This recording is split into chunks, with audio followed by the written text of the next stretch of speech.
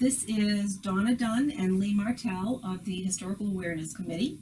It is February 23rd, 2018, and we're here for a second visit with Fred Mills, who was born July 24th, 1928.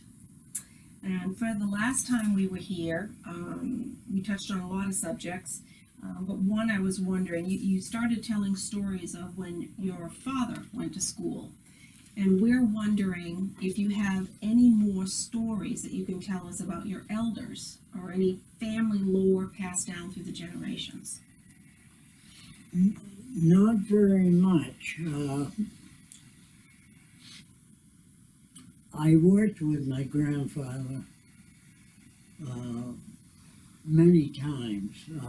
He had a garden up on top of the hill, and I worked with him when I was young. But gradually, he had medical problems, and he didn't have a garden anymore. He had a bad hand. He put a cap on a bottle, and it broke, and his hand went through the glass all the way through his hand, and he was always had a bad hand. Now, back then, where would he have gone? To a doctor or a hospital? Or I have no idea, okay. because that was way before I was born. Now, was this Harry Mills? Yes. Harrie. Yes. Okay. Do you know where Harry went to school? I have no idea. Okay. Did your elders ever talk about buildings, their homes in town, how they were constructed, who constructed them? Well, where he lived, that was a shack that was across the road. It belonged to where Shirks are. And they moved it over. It had Indian shutters and everything. And he built on top of that, and then he built the north end of the building and put on a porch there. The other one had a porch. And they used that room for people coming in and visiting. Where did they get the wood? Did they mill the wood, or? I have no idea, because that was built before I was born. Okay. Some of the planks in that house are quite wide. Yeah. Okay. All right. So. Well, we used to pick blueberries. We would, my aunt from Maine, Una, and Sadie Ames and Grandpa and myself would go up on the power line and pick a crate a day, 24 quarts, and take it into the Concord and ship it to Boston every day that it was fair. Did you have a regular company that you did the business with, or you just? I don't know. I was Okay. only 7, 8, 9, and all I did was pick the berries. What else did you produce that went on the train down to Boston? Well, the Mayflowers, Mm-hmm. which I think that and the blueberries were the only things that we had extra there. Now, what about other people in town? Did they? I have no idea. Okay. I was stuck there on the hill, and I lived on the hill. Okay. Did you pick raspberries or gooseberries, if there was such a thing back then? Yeah, we had a few, but nothing to sell. We had a big garden up on the hill, my father and I, and all of us. And we had terrible big rocks up there. we had one that was as big as that whole table and everything. On the side of the hill, and we called it Echo Rock, because you could, if you were near it and you hollered, it would come back to you. And we uncovered so many rocks that my father hired a guy from Concord to come out, and he put holes in all these rocks. And we put dynamite in and blew them. Well, we always had dynamite on hand, and we did our own. All he did was put in the holes, about 1.5 inches. How did he do that? Did he drill or did he feather and wedges? He had a drill and power from his truck, and when we blew them, we had a pair of horses, and we had a drag sled, and put them, all the ones that we could, on to that, and we drove it down to the wall down there, and there was a deep ravine, and we just rolled them over into the ravine. So some of your rocks are still down there. And anything that didn't, that we couldn't pick up, or we would drill by ourselves, by hand, with a hand drill and a hammer, and then blow it ourselves. I hope that was good soil when you were done all that yes, energy. It was. And we got rid of millions of rocks. But it was just so lucky that it was more rocks than soil. Were any of those rocks usable as cut granite or? No, they just blew. Mm-hmm. They were just. Did anyone ever get hurt? No. It was just myself and Dad. My sister was 3 years younger than I was, but she didn't get into anything. Now, what is you helping your family farm and blow up rocks? What were your siblings doing? Well, most of them weren't born. Oh, because you're the oldest. So as you got older, what's the age difference between you and the youngest? Would that be Leland? That would be Leland. He's 77, I think. And who was in between you and Leland? There was Ray. Oh, Ray was the youngest. Okay. Ray, Leland, John, Rita, and myself. So there was 5 of us. quite an age gap there. Did Yeah. you chum around with your brothers and sisters as they were born and you guys got older? Or?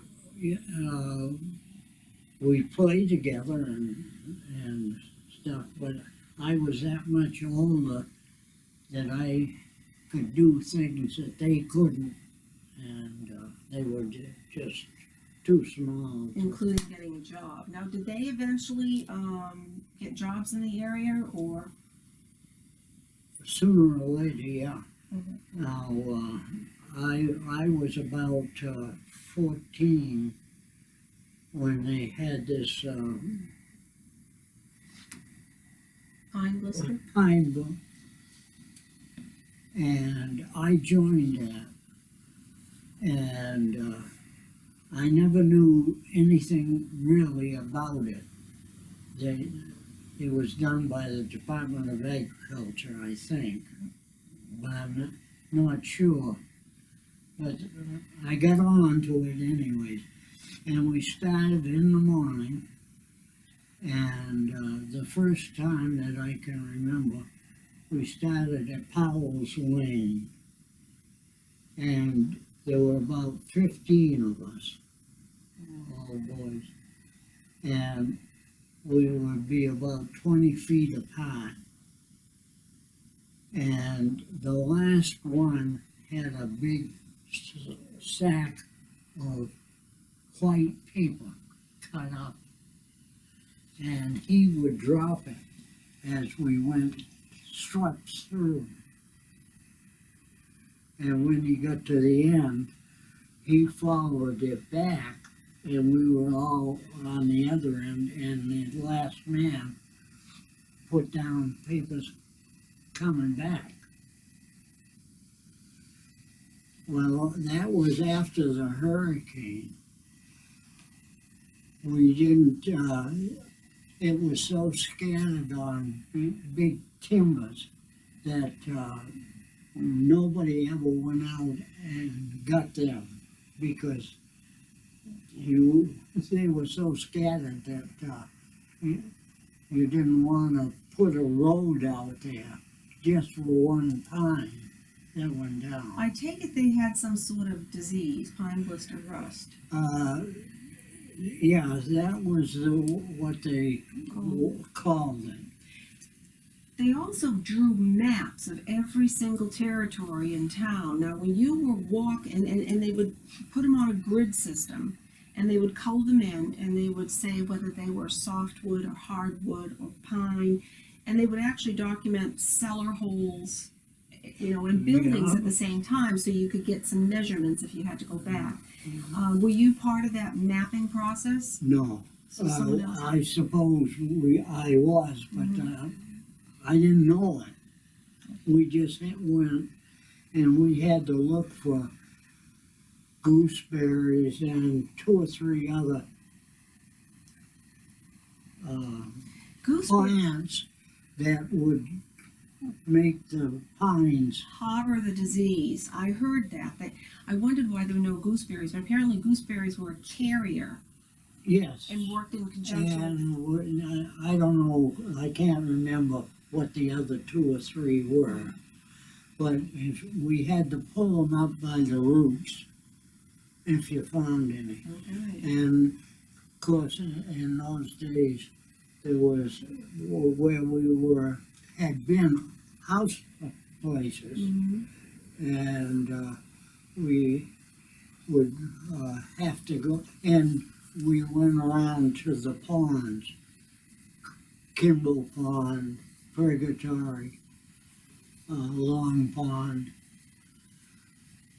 The only And we were about 2 months. And that was the end. I didn't know the beginning or, I was on the beginning, and the end, that was it. I didn't know that anybody did anything after that. Well, I did see that the town spent money many years in a row on the pine blister, so I'm wondering if perhaps the town paid some of this and the government paid. That I wouldn't know, but I think that we got $2 a day for working. I'll bet you were climbing over a lot of downed trees after the Oh, hurricane. it was terrible. You were always wet clear up to your middle because you were walking through swamps and everything else. Now, what else do you remember about the big hurricane? I was told a story about a lot of the timber being taken over and submerged in Kimball Pond. I don't know Kimball or any of the ponds in here. Stark's Pond, they took timber. And of course, in Concord, you had both Turkey Pond. Turkey Pond and Little Turkey Pond. There were 2 of them. There was quite a sawmill operation at Turkey Pond, and there's a whole story that behind was it. a women. That was the And they women. got a thing on there. Yeah, I've watched it, it's great. But I didn't know until recently, and you just confirmed it, that they actually had logs. I was told Kimball Pond was the only place the logs went, but that's not true, because I heard that at one point the logs damaged the dam coming through. There was a big storm, the water got high, and went through. But I was told, and is this true, that they would find those downed trees that were worth saving, and they would drag them in when it was frozen, stack them up as high as they could, and as the ice melted, then the wood would go down into the pond, and deprived of oxygen at the bottom with mud, the wood didn't rot. Right. Well, a few years ago, probably 15, 20, they did Turkey Pond. You could walk across that whole thing without even touching any water. There was so many logs on there. And a lot of them sank. And about 20 years ago, they dug up what had fallen in and went into the mud. And they were just like new. Yeah. Good heart pine. But Starks was the same way. Was Stark Pond, except for the exception of the dam maybe being breached a bit, was that ever drained completely to clean it out, or do you know? Well, when it was pretty bad when they rebuilt the dam. They hired me at night. They poured the darn thing in the winter. This is the Everett Dam, correct? No, Oh, the Stark Dam. Stark Dam. Oh, I thought that story about keeping it warm was the Everett Dam. No, That was the Stark Dam. What year was that approximately? You were a teenager, so. Okay. I don't know, but I worked there for a week or two to keep it warm during the night. Did the water level ever get low enough for you to see any of those logs in there? There weren't only a few. Okay. They circumcised went around, and the water came. There was no water going over where the dam was, They go because they around. took the whole dam out. Right. But it went around, and that brought just a brook Gotcha. in where the pond So it gave you a was. dry area to work with, and then you built it back And up. they didn't built- you? I got it. Poured all the cement and stuff. Okay. And that, do you know who did the rock facing on that? It was beautifully done. I think Montgomery did the tunnel over there. Mhm. That the road was built over. Okay. Don Montgomery? I believe he did. I wonder who did the stonework. It was really quite nice. Probably he did. I don't know. Okay. Let's see, what else do we have on this list? We have so many questions, we just don't know where to start. Tell me about you, your siblings, and other children in town, and some of the town celebrations, parades, and. Well, every Christmas they had a Christmas party at the town hall, and everybody was invited, and they gave away prizes and presents to every person there. Who did this? I can't remember his name, but he was across the house next to the store, the White House. I did read a story somewhere that there was a gentleman in town that gave a present to every single child in town for a number of years. Yes, and he had a big party, and we always got at least an orange, a big orange, and some kind of a present. I can't remember what they were, but probably they were something we used in school, a Pencils or slate, paper or something. rulers. Yeah. Now, would that be one of the few times that you would get to see the children from the other school districts? you know, this was just for the town, Oh, just the town center. hall. center. Okay. Well, this story I was reading, I was going to say, it was back in the 1800s. So there apparently were a couple of people that did this sort of thing. Yeah, You just had the most recent version. well, he had, gas lighting. That was the first The house in first town, that gas had lighting. it. The house Mike Hammond lives in now.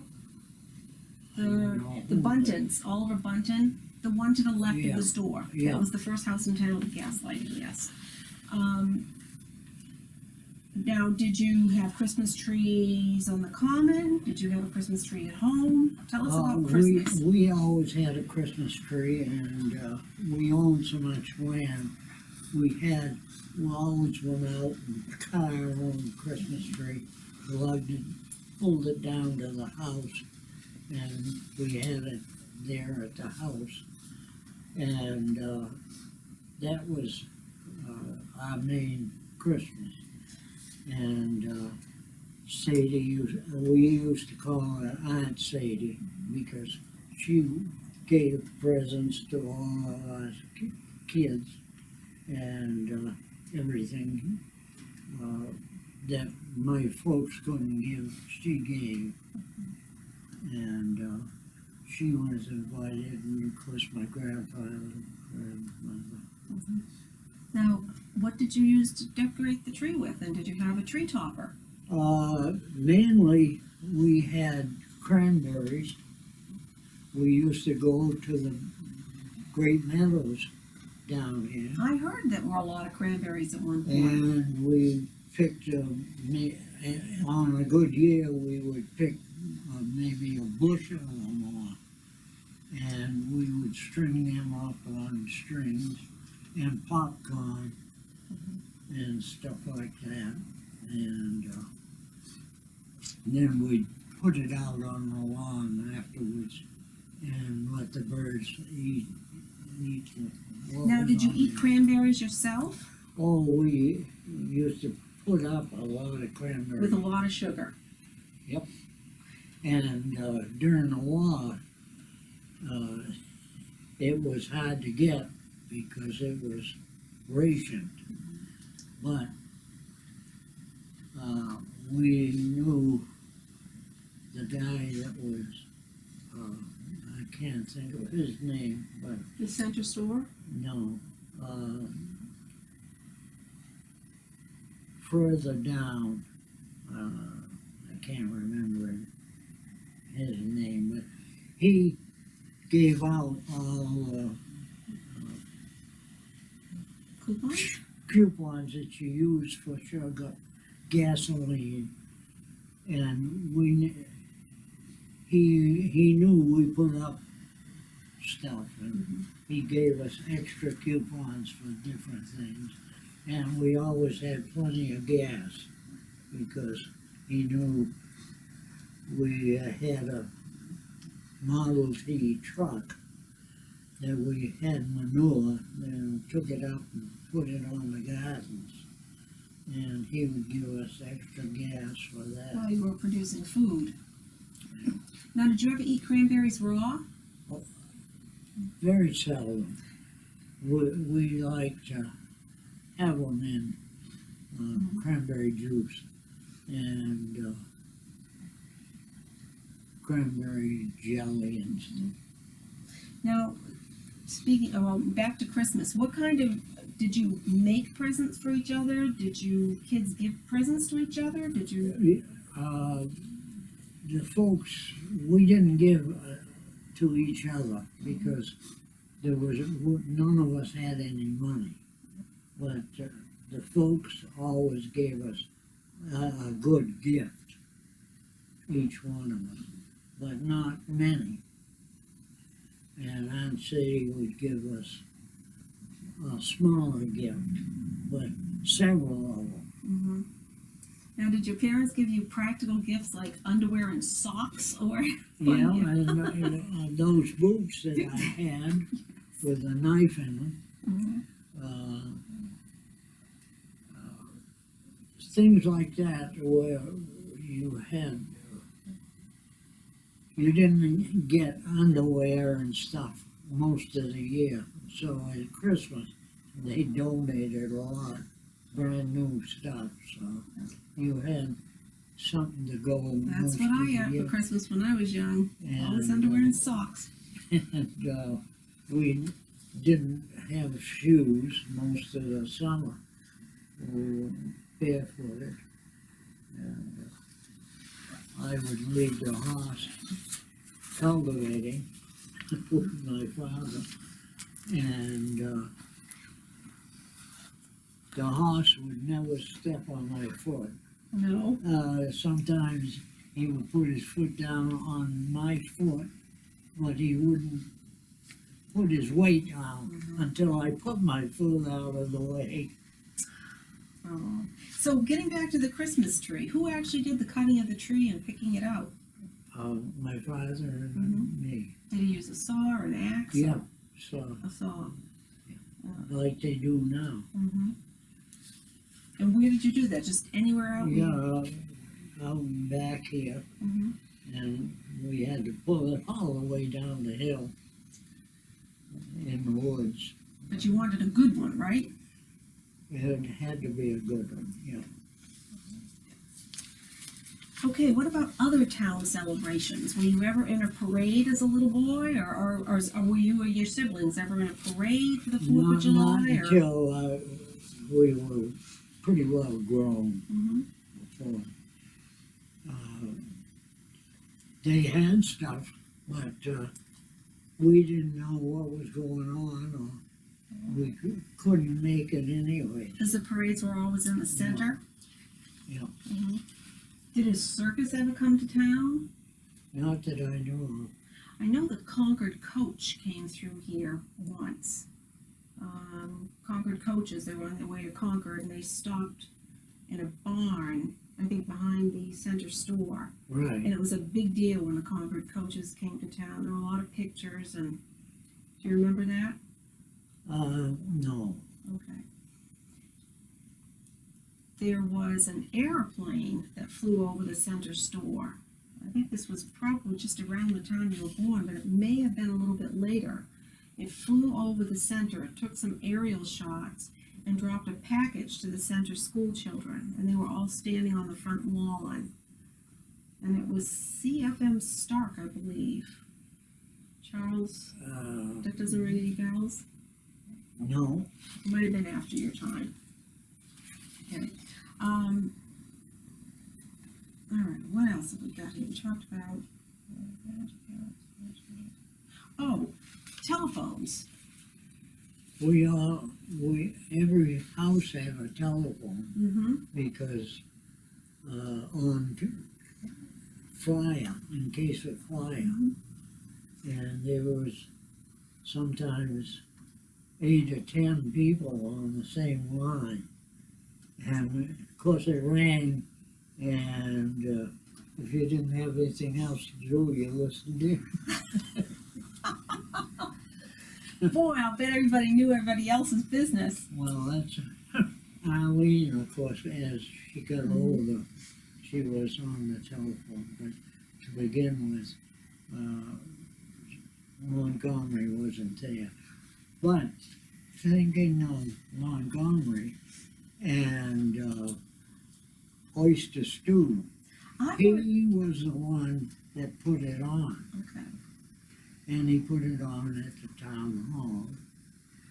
And he went to the ocean and got 2 or 3 barrels of oysters for the stew.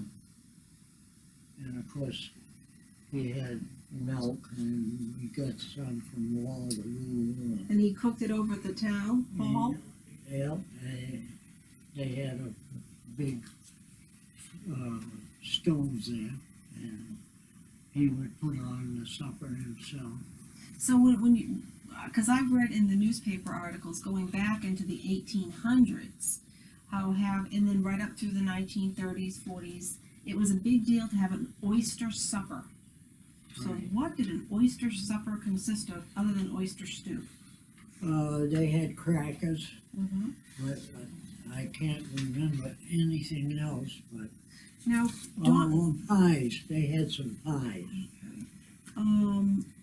that would have been probably what, around the 1940s or so? Yeah, Okay. How do you think the oysters got here in the 1880s and the 1890s? I can't Well, imagine before cars that they could, would that have been the train? that would, everything came by train. But it sure seemed like they loved those oyster stews. Oh, they did. But you don't hear about that anymore. Well, there's very few oysters now, and they cost a damn much. That nobody could afford to put on an oyster. Did they eat them raw back then too? Not that I know of, but probably they did. Well, I'd like to have a good old-fashioned oyster supper. I'm gonna try to figure out what that consisted of. Now, we also had during, I don't know what period of time, it was during the war, but we had observation towers. Yes, we had 3. Okay, I know there was one down on the Burnham farm at the south end. Yeah. There was one here on Mills Hill. Yeah. Where was the third one? Down Page's Corner. Really? Yeah. On the old road. Double step road? No. As you go down, it's the first road across from Stacks. That little tiny road? Yep. Okay, That was the main road. Oh, that's right, it wasn't called Double Step Road. And it was right around that corner. Really? And it was built there. I had no idea. We do have a photo of the one that was up here, but Well, Did they- they had I worked with my grandfather and aunt. They had times that they went and took over. There was a telephone in each one of them, and they called Concord. That if you heard a plane or saw one, and but they had a sign on there that it was against the law to take a picture of it. oh, that would make sense. So very few people would do that. But you climbed up. They were about 30 feet high, and Did they had like a box below, or did you go up the tower? you had to go walk up the tower, and there was the tower was Little enclosed area? yeah, about the size of that table. Just big enough for one or two people? 2 people. And you had the telephone there. And you remember being inside one of those? Yeah, and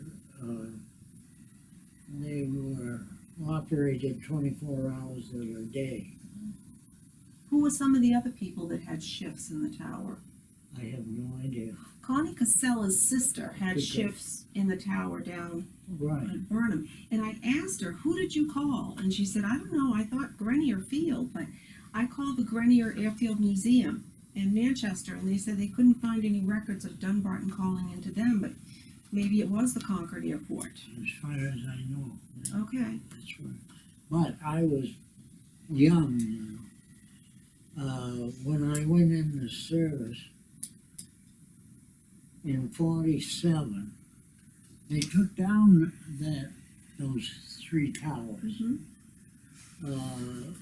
So much happened in 47 while I was in Japan that it's unbelievable what went on in town. All right, I'm going to get back to that. But also, I found an old map, and if I find it again, I'll show it was hand-drawn, and it showed 3 windmills in the center of town. They would have been, Well, one would have been kind of behind the Congregational Church, right. one DHAC Pride. a little south, and one a little north. I don't remember any except Jack the Price. Jack Price. And he had that windmill, I mean, he had a well. Was the windmill to bring up more water? Yeah, for his cattle.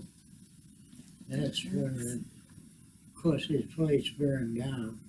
He lost the cattle, Did the whole thing burn down? you know. The whole set of you Lost the whole house and But the everything. little pond that you used to skinny dip in is still out back there. Yeah. But Oh, that's too bad. everything burned. Do you know what started that fire?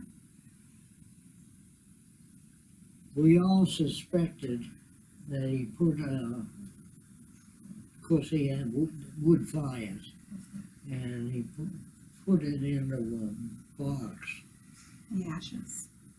and they were out when all of a sudden it caught, and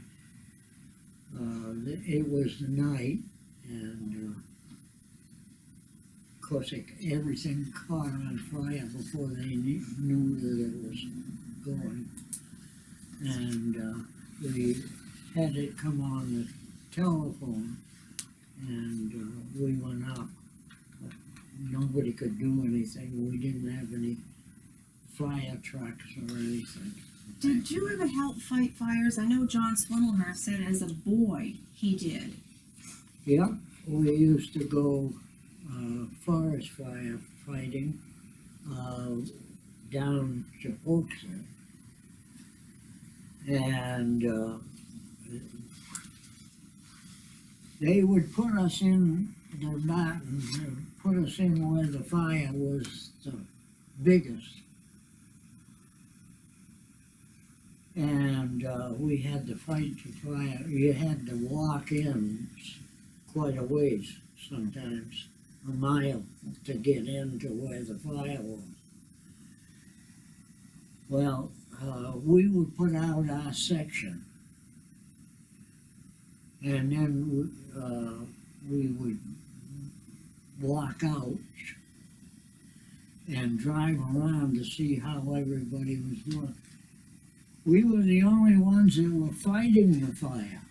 Everybody was sitting on fire trucks, waiting for the fire to come to them. What year was this? How old are you roughly? Oh, I was probably 14, 15. So that would have been around 1934, 35. I found it interesting. I found an old newspaper article. I wish I had thought to bring it. There was a huge, huge fire, and if I read it correctly, it was in this area back that way. And they actually let the school children out of school to help fight the fire. They had them around the perimeter banging down grasses to create some kind of a fire. How do you fight a fire in the middle of the woods with no water? You have a pack on your back that holds 5 gallons. And it has a hose on it, and you walk with that. That's just not a lot of water. Well, most of these fires are on the ground rather than in the trees.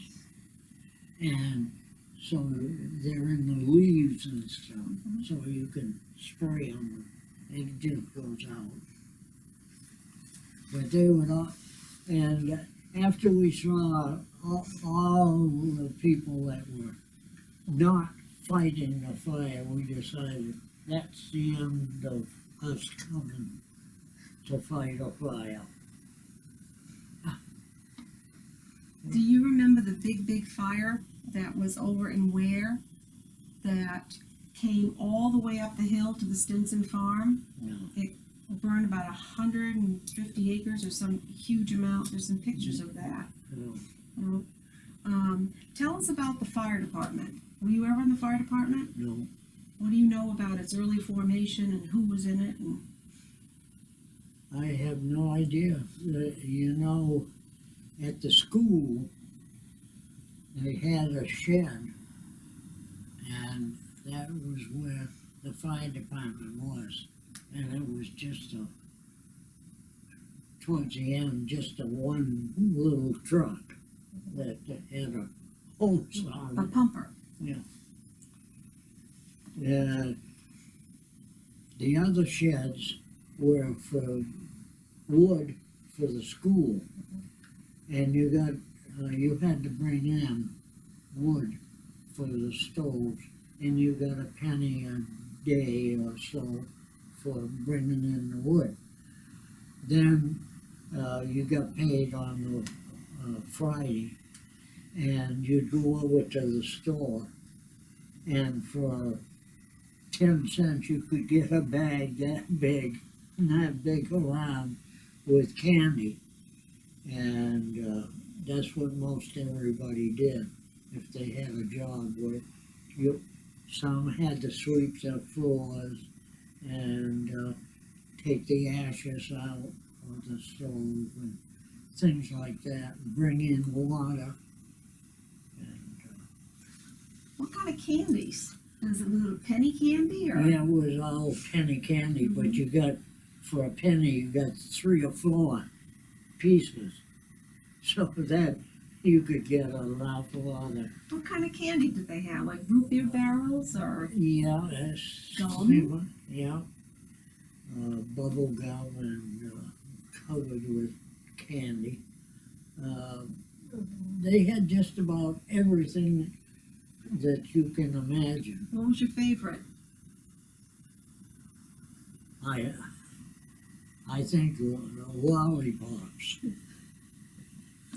John Swindlehurst said that when he used to help dig graves with the sexton at the Center Cemetery, he'd get out of school to dig graves. The fellow would reward him by taking him over to the center school and getting him a whoopie pie, and I don't remember what type of soda it was. A soda pop of some sort. Yeah. Well, I used to help Gardner. He was sexton down here to Pages. Page Corner Cemetery, and we had to dig graves down there. Well, sometimes it was in the winter, and we had to put a fire in there, and to get the frozen ground, and we'd take off 3 or 4 inches, and then build another fire on top of that to get down. And sometimes it was frozen down 1.5 foot or so. How deep did you go? 6 feet.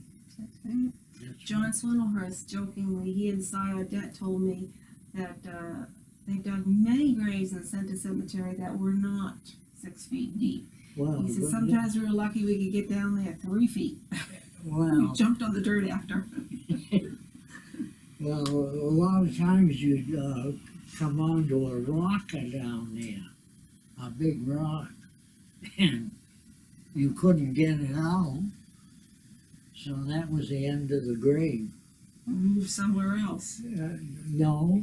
That's as far as you went. Yeah, but usually that was down at least 3 feet. But you went down as far as you could go.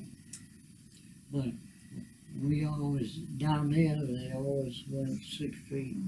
Now, back then, we're talking like wooden caskets, and Yeah. they didn't have the big vaults and No wooden caskets, cement. and in went the dirt. That was right into the dirt, and then the dirt covered. And of course, they all rotted down, and you had to keep filling in with it. Now, the fire department, that building belonged to the government. It was over to Ware, Yes, and the current fire department, the metal. you're right, the building. Right. It was, they had it in East Ware, and they built caskets in there, cement caskets. So the government surplus had it and I was ahead of that. Well, since it was a government one, I signed for it, and it belonged to me as civilian Representative? and we started to take it down, and they thought that they owned it, and they were going to do what they wanted with it. And civil defense was not one of the things. They were going to give me a little corner that didn't amount to anything. And I said, no way, I own the building. So that was the end of my, with the fire department. And I put it in the town,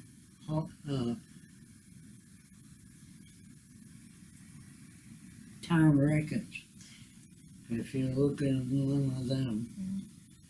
And I said it belonged to me as civil defense director. And every one of the fire departments called me, said that I shouldn't have put it in. I said, well, why not? I own it. Until I sign off, it doesn't belong to the Dunbarton Fire Department. John Swindlehurst told me that when it had been dismantled, that people, a couple of people, they didn't make many special trips. Every time someone came back from the direction of Ware, they put a piece of the metal in the back and bring it over here. Right. They weren't making special trips, wasting gas going back and forth. So it would show up piece by piece, and when it finally all arrived, they had like a barn raising to put it together. But, It was very kind of you to give that to the town.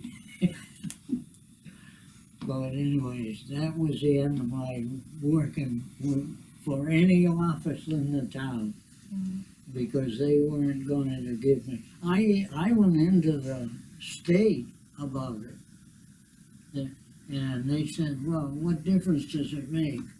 I said, civil defense is still going on. I buy stuff that's surplus. I have a money in the budget for buying surplus stuff for the fire department. What else did you buy for surplus stuff? We had glasses, field glasses,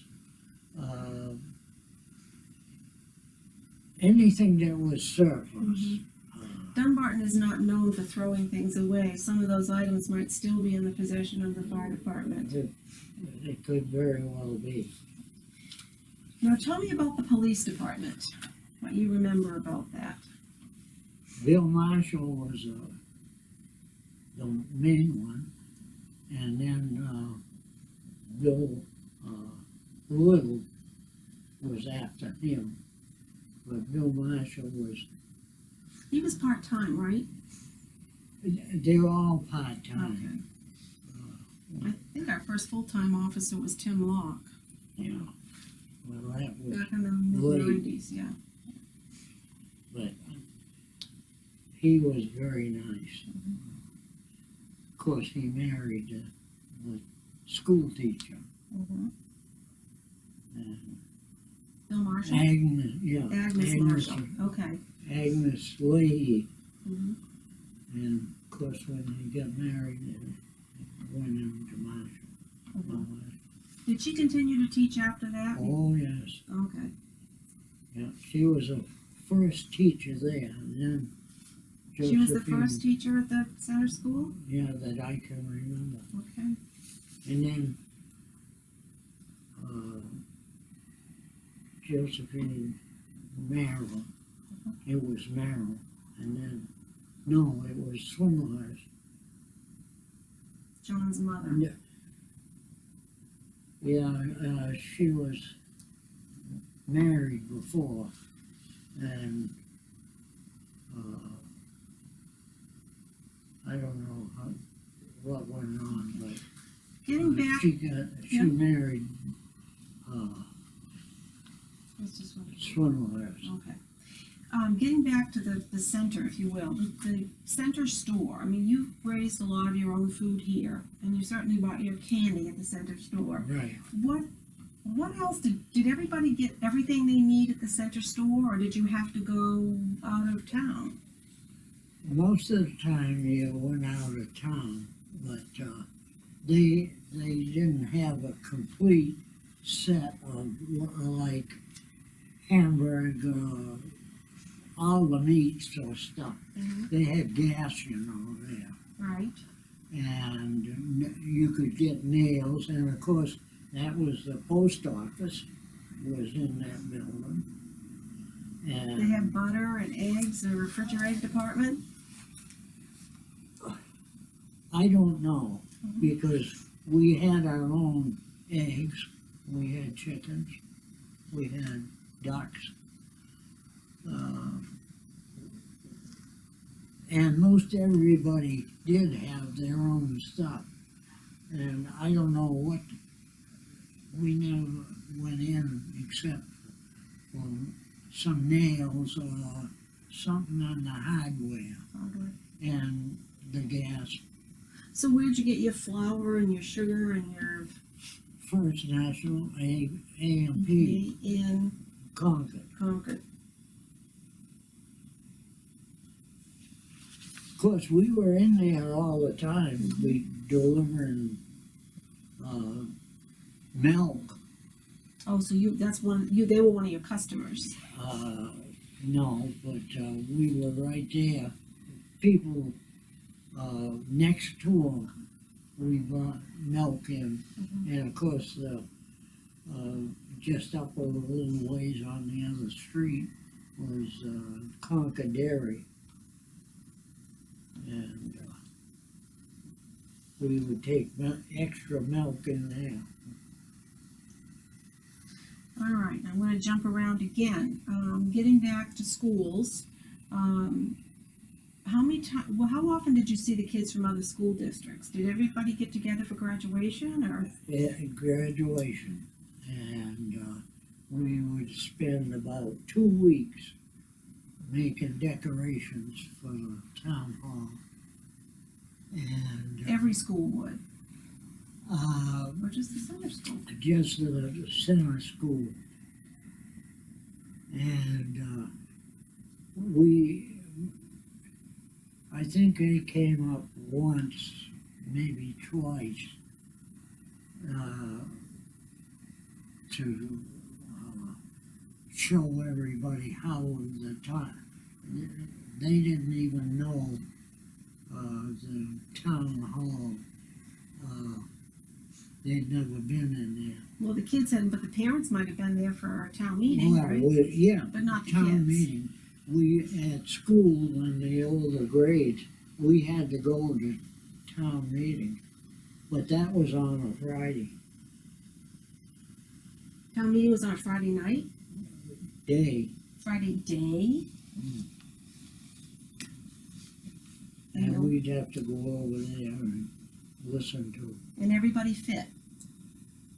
Everybody fit in there. Now, tell me, do you remember the Morissette triplets? Yes, They went to the Montalona school, yes, they Okay. did, they did. taught them. I saw an old picture of Sadie with the three of them when they were probably about 8 or 9 years old. Yep. Cute as a button. Yep. And I saw pictures of them in the parades, pushing their baby carriages. I guess they caused quite the sensation in town. Oh, yes. And what was the age difference between you and, they're still, all three of them are still alive. Yeah, they were all younger, lot younger. Oh, now wait, you're 89, so what are they, 81 or 82? No, they would be in their 70s, I think. Okay, all right. But apparently they were town celebrities. Yeah, well, when you have triplets, that was unusual for having triplets anywhere. Right. Did you have many sets of twins in town? I don't remember any set of twins, but probably we did, but I didn't know it. As I say, we didn't know what was going on in the rest of the town. Although Sadie stayed on places over there to Montalona, and we would go get her on holidays and stuff. And those fields over there, they would blow the snow into the road. They had to tunnel some of those roads for maybe 50 feet or so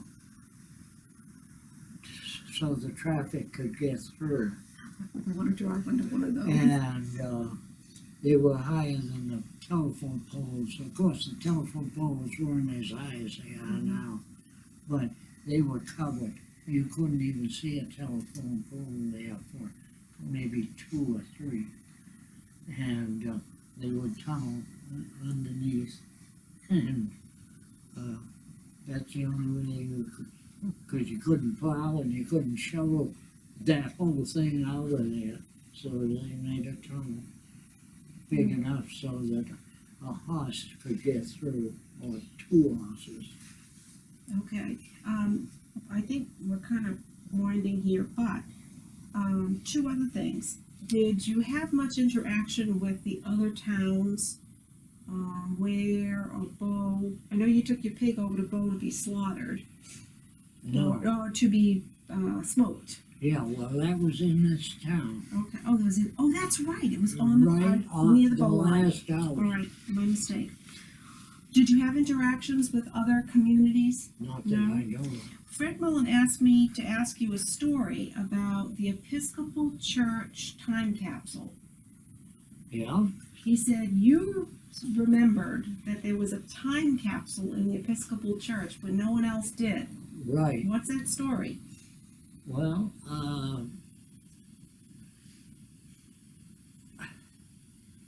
I don't know how it started out, but it was getting to be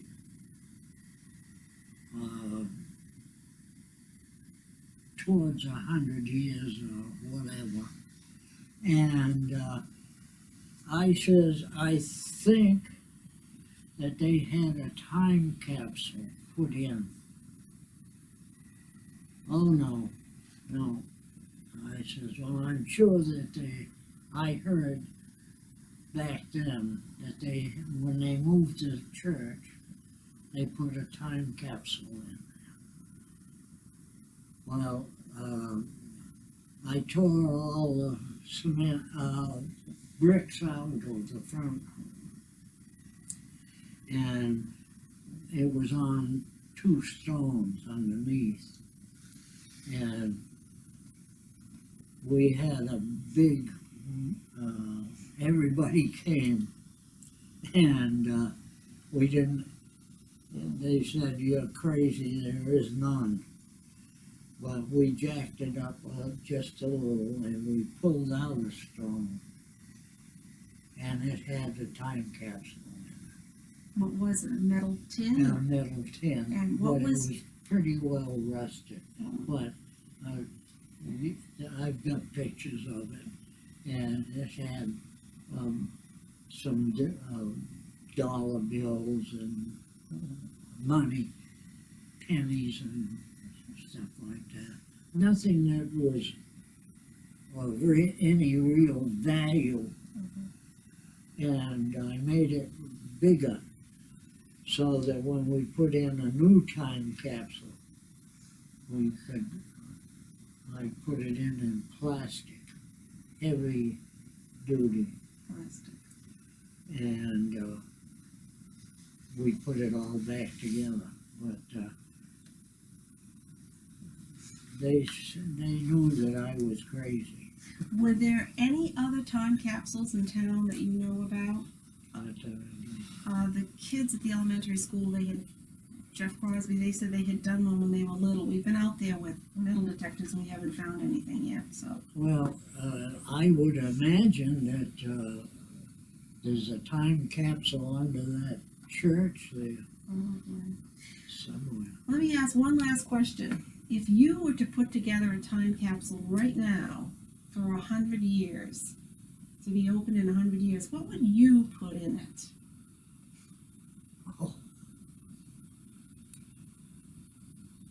I have no idea. It would probably take me a week or two to Just to figure think out about. something to put it in. Well, it's always nice. I'd be tempted to put something old in. I'd be tempted to put a wooden pencil in or something like that that you think is not going to exist in 100 years. Probably that would be a good thing to put in. Okay. Well, Fred, I think we're just about done for the day.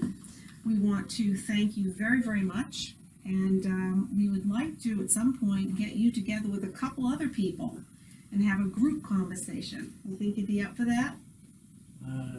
I think we could do that. All right. I know Eileen has refused, I know. but That's her choice. It's okay. she had some hard times originally and didn't get into it. Okay. Nope, that's fine. We just want to thank you very, very much. Okay. You have a good day, Fred. Well,